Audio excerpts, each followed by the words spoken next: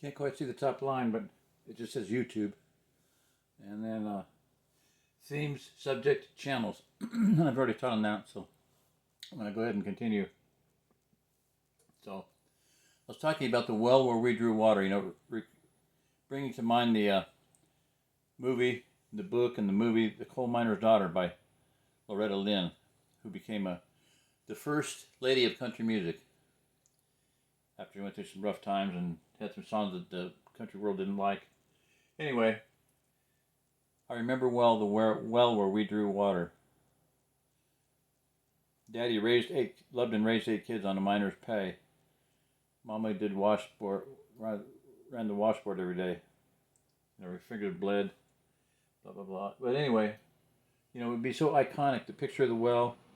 I've got to get the picture of our well that we stay still screened on hundreds of shirts for our family reunion, 1993. Family reunion. It was a 100-year family reunion from 1893. Had the picture of the well that my grandpa hand dug, or great forebear hand dug, because you had to have water. You cannot have a homestead without water. Listen to me, people. You cannot have a homestead without water. You have to have a well. You have to have some way to get water your crops, your orchard, and your garden, and for drinking water and cooking. It doesn't have to be perfect, but it has to be reliable, safe to drink, and fishable, drinkable, swimmable water.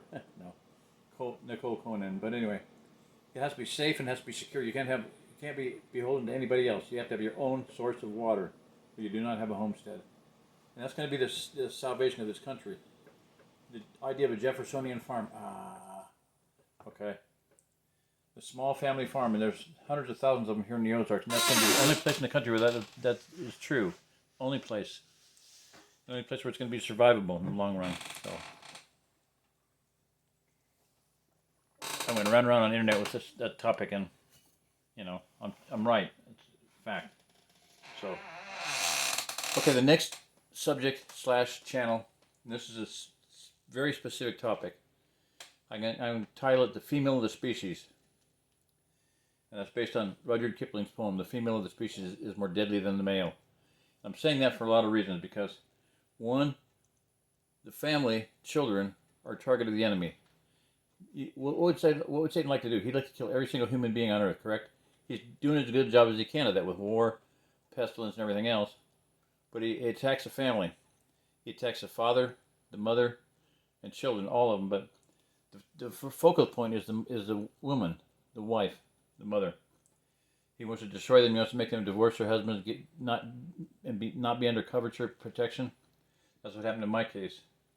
But the other thing is that a lot of times mothers they beget. They're the begetters, the healers, and a lot of them are herbalists. They're even more specifically targeted. Women who are healers, midwives especially. That's what happened again with my wife. Yalad, I have the word Hebrew word yalad, begetter.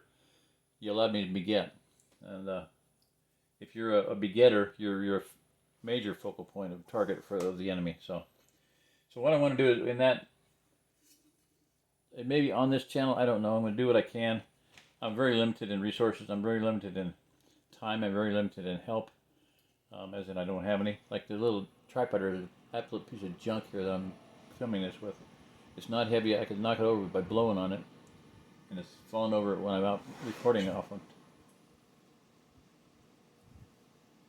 But my point is that specifically, when you go through war, oftentimes if we're going to be facing a time of guerrilla warfare in this country. I'm not advocating. I'm not recommending it. I'm not backing it or by any way, shape, or form, because I don't believe in it. I don't believe in fighting anymore. I really don't. Sorry. Defense, yes, but this is going to be. I've talked about this before. This area, this region, this America, is already listed, I think, with the World Court in Hague as a non-belligerent nation. We will be a non-belligerent region. Not going to fight for either side. Any side gets wounded, we'll take care of them. We'll heal them. It's going to be a place of healing only. You come in here, you may not. If you come here with evil in your heart, you'll probably die. It's going to happen. Okay. It's going to be a place to heal, not to kill. And on my holy mountain, none shall kill or destroy. That's what I see here. So But women often, when you have a situation of guerrilla warfare, who are your deadliest fighters? Women. Why? Because you mess with a woman's daughter, there's hell to pay, you know. And I'll give you an example of that. There's a Celtic queen, Boadicea. Some people say Boudica. I don't like that pronunciation, but Boadicea, Boudeciea, something like that. There's a song about her with by Steve McDonald. Listen to it. Look it up and listen to it. Boadicea. The Romans haven't made a mistake of raping her two daughters, and she paid them back by killing like 200,000 Romans. I mean, slaughtered them by the wholesale. Just raised an army of Celts, and they're good fighters, you know. Give them that. Killed a couple 100,000 Romans. Anyway, okay, so it's going to be specifically focused on women, and I'm going to start doing more reading. I'm hoping if I have my voice lasts and, you know, topics and stuff. Topics are infinite, but I want to start doing more reading. I got this book, The Enchanted Hour, and it's just the miraculous power of reading aloud in the age of distraction. Okay, the miraculous power of reading aloud in the age of distraction. It talks about how reading aloud to a young child raises their IQ tremendously. So I want to start doing that. And one of the things I want to read is a story about widows and orphans, and that's another focus thing I want to do is widows and orphans. Because widows and orphans are critical. I have this sense that, belief that I think it's going to come true. In the Old Testament, throughout the Old Testament, you're commanded in the law, you know, Exodus, Leviticus, Deuteronomy, 3 times, commanded to take care of widows and orphans. Okay. What happened when Boaz and Ruth, you know, she was a widow. He took care of her. So, very important. In the New Testament, we're commanded to take care of widows and orphans. So, it's going to be part of the establishing of the kingdom, I believe, is widows and orphans. Widows and orphans are going to be a critical part of the establishing of the kingdom. All right, so I'm not going to get through this too far, a little bit more. Next one is Ephraim's Rescuers. That's the name of an organization, association that I have already, in my mind, founded. In my mind, it has 1,000 watchtowers around the perimeter of the Ozark Plateau. 1,000 miles, one every mile. And the Handcart company, people coming in on foot with handcarts and wagons and carts of various kinds. Poor folk. You know, and I'm going to say this: one of my establishing principles, dictums, directives. I say directives. I like the word directives because I'm not saying they're commands. You know, are we commanded in Scripture to be fruitful and multiply? Yes. Are we commanded in Scripture to be concerned for others? Yes. Are we commanded to do unto others as you would have them do unto you? Yes, we're commanded to do that. Okay, those are all commands. But I'm just a guy that has some ideas. So I'm just saying these are directives. These are ideas. They're things that you might want to follow if you want to live very long, type thing. If you want to help other people, you want to do these things. But one of them, founding principle is, one of my main directives is think outside the box, okay? We've got to be able to think outside the box. And this situation here, the handcart companies, what I'm hearkening back to is in 18 whatever the heck, 50, 60, the Mormons had gone over to Europe, and a lot of people were converted and wanted to come over here to America, to Salt Lake City, to the Salt Lake City Valley. They didn't have money, so one lady gave up her inheritance over there. She was, you know, disowned by her family and lost all of her wealth. Still came over because she was following an ideal, a dream. Came over here with her son, and so they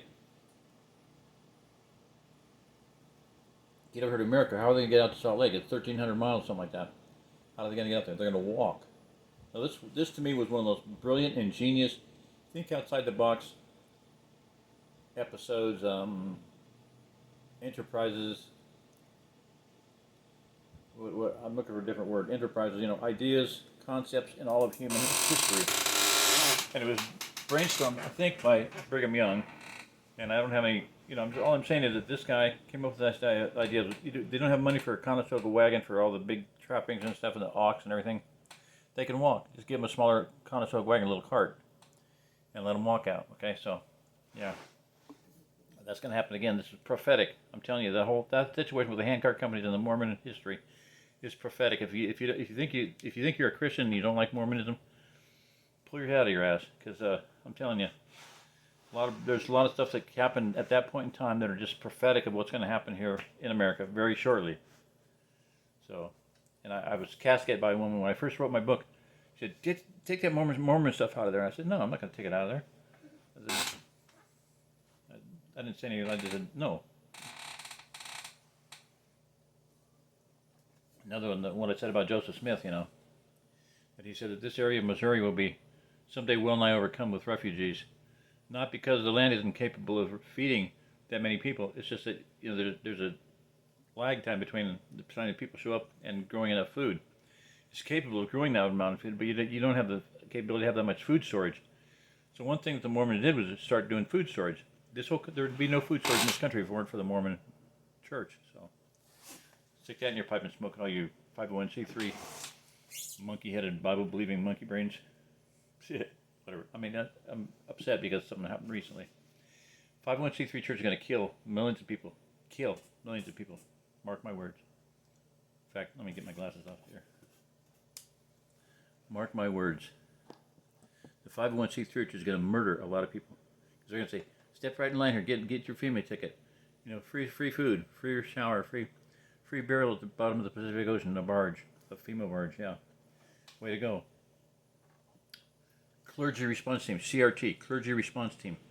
Blue windbreakers, white lettering on it. They look exactly like the FBI and ATF. They already issued. They'll have their windbreakers issued. Little baseball caps and their blue jeans and their windbreakers. They're ready to line you up for FEMA and have you shot to death, starved to death.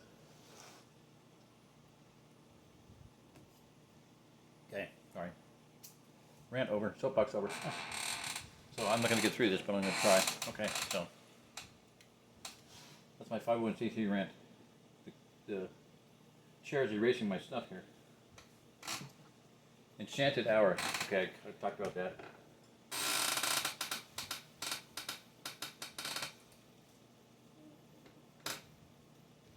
Start reading more, developing our brains together. People love me reading the lights out, so I'm going to do that more. Okay. One of the first books I would like to do Pilgrim's Progress. I may do that first. I may not. I may do Chronicles of Narnia, because there's so much stuff people can relate to. It's an allegory, right? And so is Pilgrim's Progress, but people are not as familiar with Pilgrim's Progress. But maybe that's a better reason to read it. I may do it. Whatever. I'll flip a coin on that one. Maybe. B. Female widows, orphans, and strangers. I'm going to read a story. I'm going to read it. I'll start reading it, and then after about 2 chapters, it's going to go private. I just can't do it for everybody. It'll be women only, probably subscription only. So I'll have to figure out a way to do Patreon. Look up Patreon and see if you can find me on there. How to get out of Babylon, because I had a really awesome page and thing put together. Have the handcart. No. Handcart companies, watchtowers, and cities of refuge. 3 phases, 3 levels. $3, $10, $20, something like that. Okay, so then that's going to be reading, and then 3 or C is the killing times. Stories about the Scottish Covenanters. I want to do more of that. That's so important, because we would not be here if it weren't for that. So.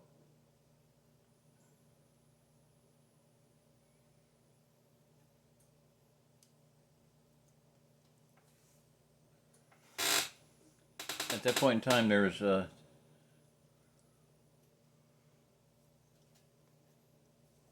commitment to religious freedom and worship, and they started bringing their weapons to meetings because they were oftentimes they'd be attacked by the government troops.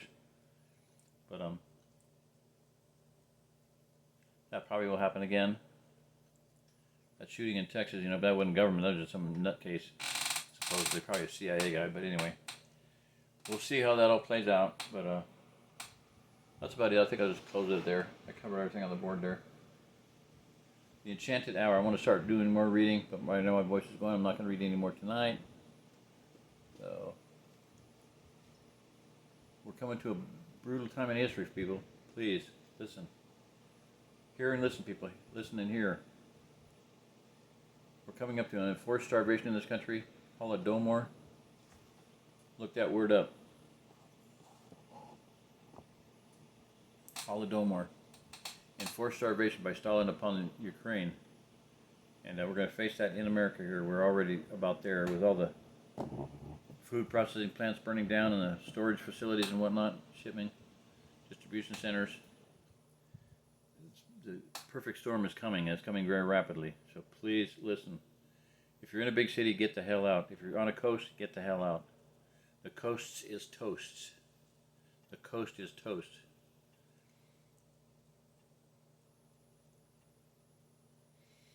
Can't say any clearer than that, or simpler. The East Coast especially. The East Coast is...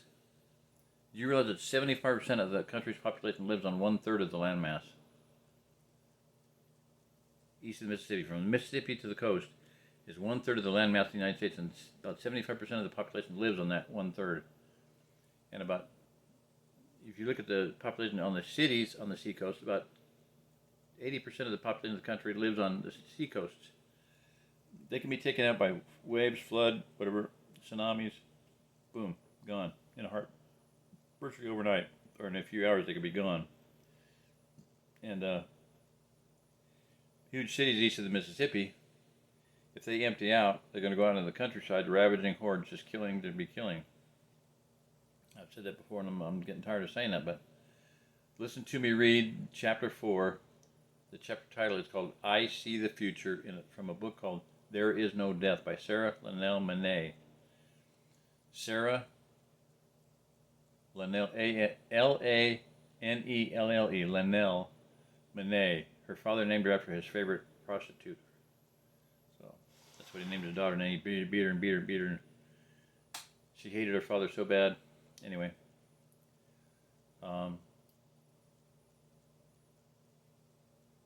Yeah. That chapter exactly describes what I see coming. There's not a single thing in that entire chapter that I disagreed with. Everything in it I totally agreed with, totally see. So listen to me read it. It's on my channel. Just look it up. How to Get Out of Babylon. I See the Future. Or leave me a comment. I'll send you the link for it. But watch that video. That is what's happening. And what you see, what she says in there, kills more people than anything else. She sees nuclear war. She sees 2 different plagues. One a blistering plague and one a hemorrhaging plague. Okay, like Ebola. She's 2 plagues, massive earthquake, bigger than anything else in history, which the Bible talks about. The Book of Revelation, there'll be such an earthquake never was. Blah blah blah. War, nuclear war. She sees nuclear war, but something kills more people than all of those things. I don't know if she says put together, but something kills more people than all those other things, and that is World War Z, zombie apocalypse. A zombie apocalypse, basically. She doesn't use those words, but she says coming out, she sees hordes of people coming out of the cities. Now, across the country, she saw 30 to 40 points of light. She came to call them cities of light. What they were was people who were gathered together praying, okay? There's several things about them. They knew something bad was going to happen. They were praying. They were prepared. They had leadership. They had food. They were willing to share that food. There's another one, but so when the hordes hit those places, they did like they didn't see them. They went around them. It's like the corn borers. They don't see healthy corn. They only see bad corn, unhealthy corn. So they come down from 10,000 feet and eat your corn. If your corn is unhealthy, if your pasture had a lot of lime on it and stuff like that, dead pasture, dead crops, unhealthy, not fit for human consumption. So God gives pests to consume food that's not fit for human consumption. That's why they come down and eat your crops. If your crops are being eaten by pests, don't try to kill the pest. Make your crops healthy so they won't be eaten. Pests do not eat healthy food. They only eat unhealthy food. It's like mosquitoes. They only eat unhealthy people. They don't eat healthy people. A tick eats me, it's dead. Dies. I don't get bit by mosquitoes, Anyway, when I do, they don't bother me. So, anyway, that's about it. So I'm going to cut this off 20 minutes. So, this is Jerry Diamond. If you're listening to this, you're the remnant. This is Jerry Diamond. If you're listening to this, you are the remnant. Okay, I'm only talking to remnant people, basically. Somebody might happen to hear my stuff, but I'm just talking to the remnant people. We're talking about survival. Wear your shelter. Wear a good. Get a wool blanket and make it into a poncho. I've got one in there. I'll show it to you a little while someday. All right, that's it. This one, I'm going to show you how to put a poncho onto. I figured it out because when I first got this is the first one I got, eBay, and I'll show you. I'll put the link for this one down below. It's pretty nice. I got it because it's dark. Like at night, you wouldn't be able to see me. I could walk right behind you. You wouldn't be able to see me, especially if you pull the hood down. Not a real big hood on this one. That other one has a lot bigger hood, but as I stand in the bedroom, you can already see my eyes. You can cover your face up like this, and it has a little thing here where you can tighten it up. There's a loop here somewhere. Can hard to find.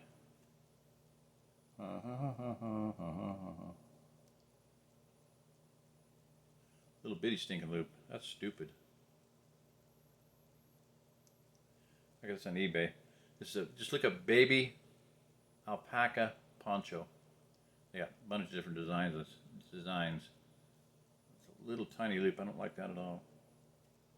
Make a bigger loop on there. Yeah, you gotta have really bitty fingers to make it work. Stupid. That's ridiculous. It should be the other way. My right finger is more coordinated. It should be able to. The button should be on the right, not the left. Ridiculous.